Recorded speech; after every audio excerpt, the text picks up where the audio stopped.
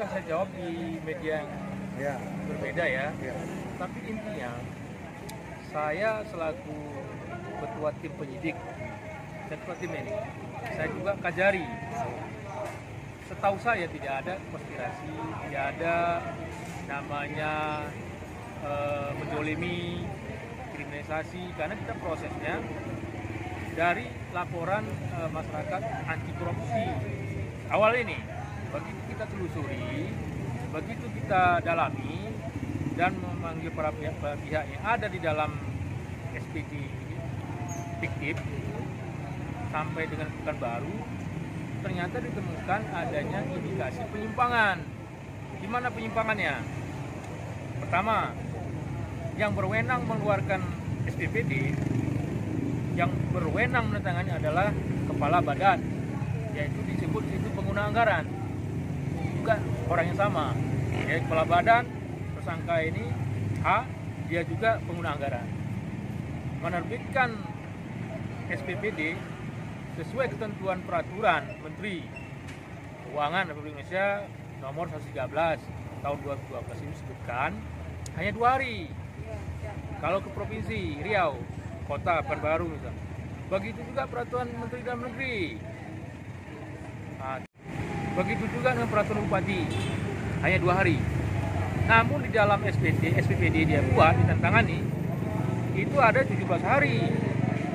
Ada juga 5 hari, ada juga disebut sampai dengan selesai. Melakukan pelayanan dinas sampai dengan selesai. Selesainya kapan kita nggak tahu. Itulah ditemukan indikasi ada penyimpangan. Dengan adanya hal ini tadi SPT, kita menelusuri benar nggak dia ini melakukan pelayanan dinas dan di mana dia nginap. Mereka yang melakukan, karena dalam SPD ini lebih kadang-kadang 20 orang, lebih dari 27 orang. Ada yang 25 per hari ya Pak ya? Per hari, 1 hari sampai melakukan pelayanan dinas lebih dari 40 orang. Berarti artinya yang dibicarakan itu untuk menetapkan dirinya sebagai tersangka itu pada 10 Maret kemarin berarti kan sudah sesuai berarti? Ya, jadi kita tambah lagi tadi, setelah kita melakukan pendalaman, kita meminta kepada pihak hotel, benar nggak SPD atau SPT ataupun emang bil hotel yang sebagai pertanggungjawaban, kita bawalah ke hotel. Orang hotel kita undang, kita periksa. Ratusan kamar sesuai bil fiktif. Ratusan, bukan puluhan kamar, ratusan. Begitu kita konfirmasi kepada ada namanya di dalam SPD itu, staf-stafnya, ya itu tadi, ada yang tidak melakukan pelayanan dinas, ada yang melakukan pelayanan dinas, tapi tidak mempunyai bonnya, tidak mempunyai faktur, tidak mempunyai bilnya ada, tapi kembar. Artinya nginap mengeluarkan misalnya hari ini ya bil kan itu, nomor serinya kok kembar, orang beda tapi nomor kamar sama, nomor seri kok sama tuh. Jadi dengan ada ini maka kita mulai pemeriksaan, kita lakukan sebanyak 25 orang ditambah sama tersangka itu 26. Karena ini stafnya IPKAD ini 94 orang, kalau panjang banyak kali kan, jadi kami tetap memeriksa. Namun Pak Bupati mengutus 4 orang pejabat, sebutkan namanya nih ya, Sekda, Kabak Hukum, Asisten 1, Pak Muradi, Asisten Kabak Umum, mengutus menemui saya dan juga ketua tim saya kan gitu, masuk didampingi para penyidik. Bagaimana Pak Kajari, kami mohon dari 94 kalau diperiksa ini kan menimbulkan apalah di kantor sana, menimbulkan kekosongan lah, bagaimana. Permohonan itu kan boleh dikabulkan, boleh tidak kan gitu. Iya, betul. Namanya orang memohon. Ternyata permohonan dari Bupati melalui 4 pejabat saya penuhi. Oke, dari 25 saksi tambah Keken 26, perbuatannya sama. Perbuatan gini, mereka melakukan perjalanan dinas, tapi tidak berangkat sebagian, tetapi terima uang, tapi bil hotel SPJ nggak lengkap. Begitu juga sampai dengan 10 lebih, 90 lebih. Akhirnya saya menginformasikan ke Pak Sekda agar nama-nama yang belum dipanggil tolong dikembalikan uang-uang yang fiktif itu. Sama dengan 25 orang ini. Mereka mengakui, betul Pak, transportasi darat kami tidak punya bukti, nggak punya bukti pembelian. Berarti sama dengan yang belum diperiksa. Sama belum diperiksa kenapa? Berarti yang belum diperiksa tolong Pak Sekda disampaikan kepada orang stafnya BPKAD dikembalikan uang itu.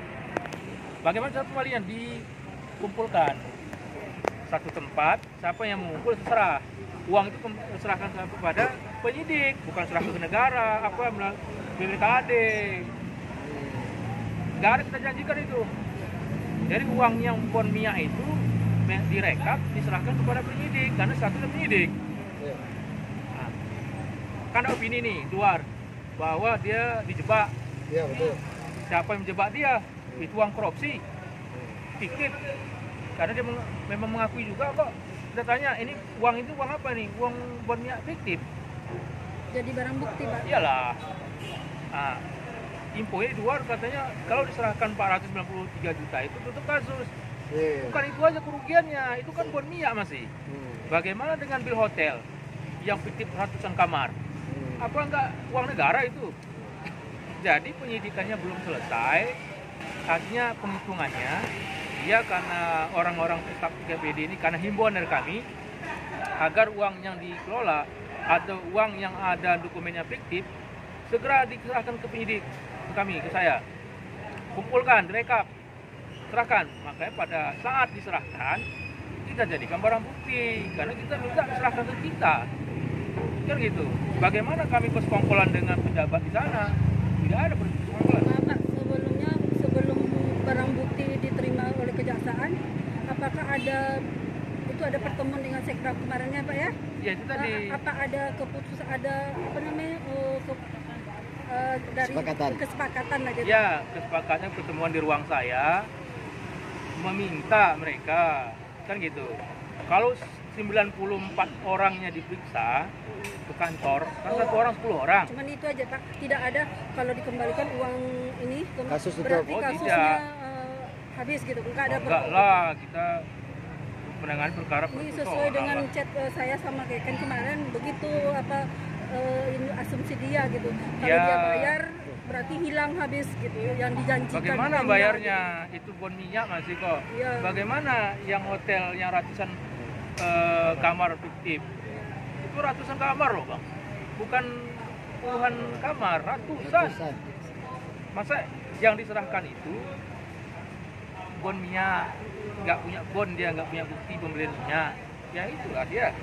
Terus bagaimana kami janji dengan Sekda dengan pejabatnya di Bupati tadi meminta kalau 10 orang satu hari diperiksa, kan satu hari 10 orang, 10 staf.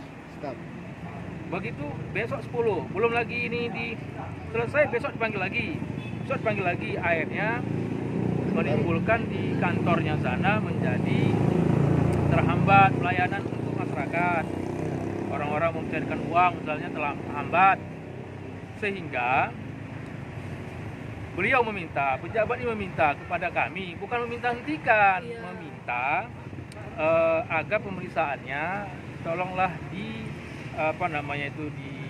dibatasi. Kalau memanggil juga mungkin 2-3 per hari, bukan intervensi ya, karena mengingat BPKAD ini kan tempatnya sentral sumber. Itu yang menjadi topik di media sekarang Pak. Karena mass communication salah mengerti maksudnya BPKAD ya, maksudnya dia pikir dengan menyerahkan uang yang kemarin itu udah kasusnya udah berhenti gitu. Ya itu saya meminta kepada pejabat yang diutus bupati, khusus saya minta bupati lah melalui pejabatnya, tolong dikembalikan uang yang fiktif, bukan tolong kembalikan uang fiktif sentikan. Oh tidak ada, buka itu rekamannya kalau ada, buka buktinya, tidak ada. Kalaupun ada, mana buktinya? Namanya kerugian uang negara dalam pasal 4 pembalian kerugian negara tidak menghapuskan perbuatan pidana, tidak dihapusnya pidana itu. Itulah penyidikan di korupsi. Jangan dibilang ini udah kembalikan, saya tutup kasus. Kata siapa itu? Saya kajarinya, saya penyidiknya, saya ketua timnya. Begitu. Siapa? Kalau dia jolimi, silakan di pembelaan di pengadilan. Terakhir Pak Kajari, apakah ada tersangka lain kira-kira?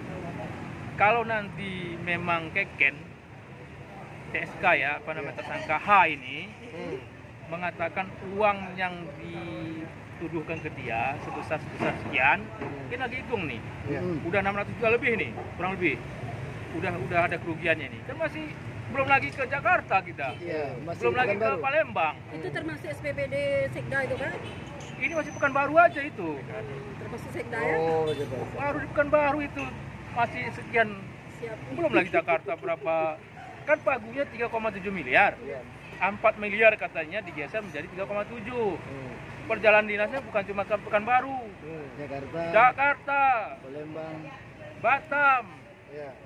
Palembang, pokoknya banyak lah. Itu dalam kurun waktu berapa lama itu, Pak? Kita sudah bersurat kepada pihak-pihak hotel yang di mana dia nginap, bersurat saja, email. Sekarang karena canggih zaman, tidak perlu kita konfirmasi Jakarta, kita lampirkan surat penyidikan, resmi. Sudah kita kirim, tunggu tinggal mainnya, ya kan? Iya. Kalau cuma 493 juta katanya tutup, ada berjebakan hal yang bohong itu. Itu kerugian bon minyak diserahkan, belum hotel yang ratusan kamar fiktif, belum lagi markup hotelnya. Di dalam SPJ dibuat 900 juta, di dalam bilnya ternyata 450 ribu cuma sini, 900 ribu dibuat. Ada salah satu hotel di itu 900 ribu, ternyata tanya 150 ribu. Bon aslinya, fakturnya sudah kami ambil dari pihak ketiga. Bon dari dia palsu. Di mana katakan dia dijolimi? Iya, betul. Dia sendiri melakukan perjalanan dinas, misalnya nginap di hotel Grand CS apa? Grand Central itu apa sih kodenya? GC. 3 hari, 3 kali. Fiktif 2 kali. Mau bilang apa lagi? Siapa yang katakan fiktif? Dia pihaknya hotel lah. Bagaimana caranya? Udah kita minta keterangan. Keterangan apa? BAP sebagai saksi. Mana buktinya? Ada di uang saya, uang penyidik. Udah dileges, asli. Orang juga udah sebagai saksi. Di mana dikatakan dia dijolimi? Di mana dikatakan dia dikriminalisasi? Di mana dikatakan konspirasinya dengan pejabat Pemda? Malah dia harus bersyukur tidak diperiksanya 70 orang lagi misalnya ini. Kan gitu, tidak terganggu kegiatan di pemerintahan di sana. Ya, ada bil hotel tapi tidak jelas hotelnya. Macam-macam lah ya. Temuannya Pak ya? Iyalah. Bayangkan SPPD diterbitkan 1.700 lebih. 1.700 lebih. Kurang lebih begitu. Bayangkan berapa 1.000 lebih SPPD. Itu untuk tahun 2020 Pak ya? 19 nanti itu. 2019. Jangan dipanjang-panjang 2020 nanti terus lagi. Gitu. Kooperatif lah. Menyampaikan yang benar lah bangsa. Artinya jangan menyampaikan opini yang tidak benar. Kenapa? Ini sudah penyidikan, satu sudah tersangka. Satu sudah tersangka, wajib dalam aturan hukum, kan? Memenuhi panggilan. Karena kalau tidak, ada konstitusi hukumnya, ada pasalnya. Supaya paksa penyidik kalau kekuasaan ya, dalam pasal 21 Undang-Undang Tipikor, menghalangi, menghambat, mengasuh, menyembunyikan, kan? Itu menyembunyikan ya, atau mencoba-coba untuk berkolaborasi lah dengan dia, coba lah menghalang kami selaku penyidik. Orang itu saya jadikan tersangka. Ada pasalnya, pasal 21 Undang-Undang Tipikor. Ancamannya minimal 3 tahun, maksimal 12 tahun. Dendanya juga ada. Makanya siapa yang menghambat, menghalangi, menghasut, menyembunyikan tersangka, seolah-olah bagaimana ada pasal itu. Berlaku untuk siapapun. Ya, gitu ya. Oke, siap. Ini saya mengeluarkan bahasa ini. Ini bahasa hukum, tindak pidana korupsi. tahun 1999 buntu lagi tahun 2000 itu ya Bu ya, sampaikan ke Keken, tolong kooperatif, kalau tidak kami sesuai dengan undang-undang 21. ya kan tetap melakukan upaya paksa kalau sudah 3 kali itu ya Pak Kasda ya. Dengan didampingi Pak Kasintel nih. Iya, saya sampaikan nanti dengan berita saya. Kali dia datang, ya silakan saja. Itu memang diatur. Tapi panggilan kedua itu kan kok lampu kuning, kan gitu. Kami datang lah. Kalau nggak datang, panggilan ketiga ketentuan tadi. Memang kita membatasi di dalam aturan itu membatasi ya. 3 kali panggilan sudah bisa dipaksa, upaya paksa. Tapi kalau pertama silakan saja, nggak masalah.